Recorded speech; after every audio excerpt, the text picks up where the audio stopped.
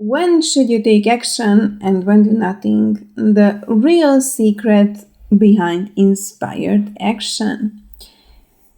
Have you ever found yourself stuck in the manifestation process, unsure whether you should take massive action or just sit back and allow things to unfold?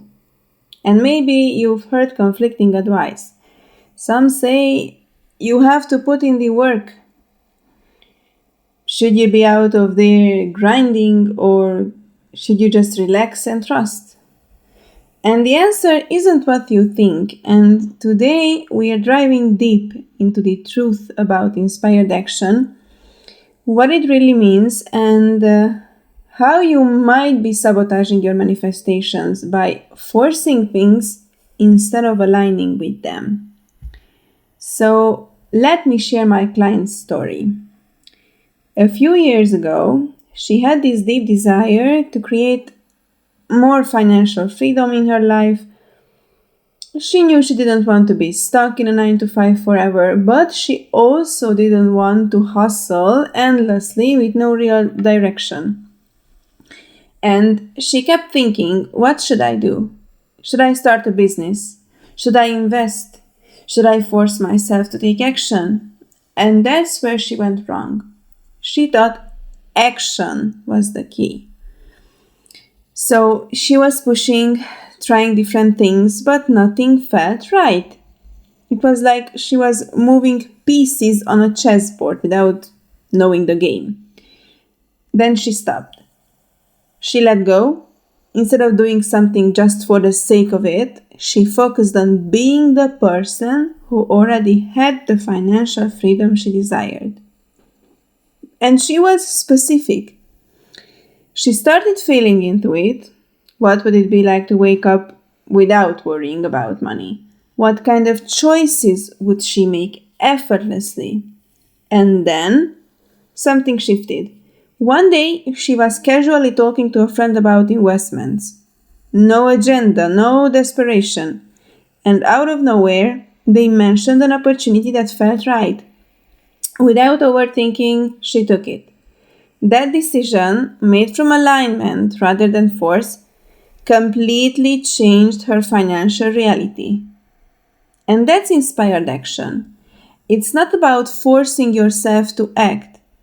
It's about naturally moving in the direction of your desires because you're already in the right state. And second of all, action doesn't create, your state does. And let's break this down.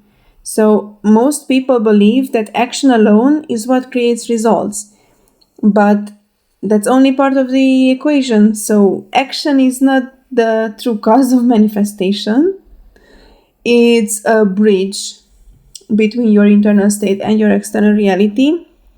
The key factor is the belief behind the action, okay? So, if you take action from a place of lack, you might find yourself working hard but seeing little to no results. And that's because the state from which you act determines the outcome. On the other hand, when your belief is strong and aligned with your desire, action flows naturally. You feel inspired to move toward your goal, not because you think you have to, but because it feels obvious, exciting. In this state, action isn't about struggling to make something happen. It becomes a seamless part of your experience, reinforcing the belief that what you want is not only possible, it's inevitable, it's here. So, the real secret is this: action doesn't create results, your state does. When you align your beliefs with the reality you want, the right actions will feel effortless. There are no right actions, but let's say. And the results will come as a natural consequence. So imagine you're craving chocolate, for example. If you, yeah, and you don't sit there thinking, should I take action to get it? Should I force myself to buy some? No, you just go get it because it's the obvious next step from that state. So that's how manifestation works. When you're in alignment, action isn't something you stress about, it happens naturally. Let's say you're trying to manifest a relationship.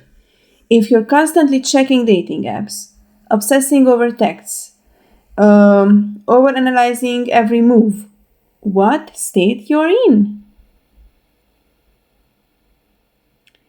But if you focus on being the version of you who already has love, feeling fulfilled, you'll find that opportunities arise effortlessly. Maybe you randomly decide to go to that coffee shop and boom, you meet someone incredible. You weren't trying to find love, you were just aligned with it. So, I know what you might be thinking, but how can I just believe in love when I don't see it yet? What if it never happens? What if I get disappointed again? Those what ifs create fear, and that fear is what blocks you from experiencing what you truly want. You don't have to struggle to fix limiting beliefs or force yourself to override old patterns. When you shift your state, those blocks dissolve effortlessly. Drop the fear of disappointment. Stop asking what if it doesn't happen and start thinking from the place of it. That's the real secret. When you think from the end, when you feel, live as the version of who already has love, you no longer have to fight resistance. The overthinking stops. In this channel, that's what we do. We stop thinking about our desires like something distant. We start thinking from them.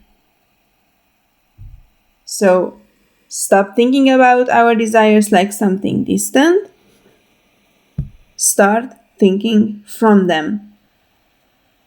And that's why you don't need to force yourself to rewrite every belief or push against old blocks. So, let's recap. Action alone doesn't manifest, your state does. Inspired action is effortless. You don't try to do it, it happens because you're aligned. And if you feel stuck, stop pushing. Focus on the state of already having what you want. Doing nothing is sometimes the best action. And your reality shifts when you shift. Once you become the version of you who already has what you want, action becomes obvious, easy.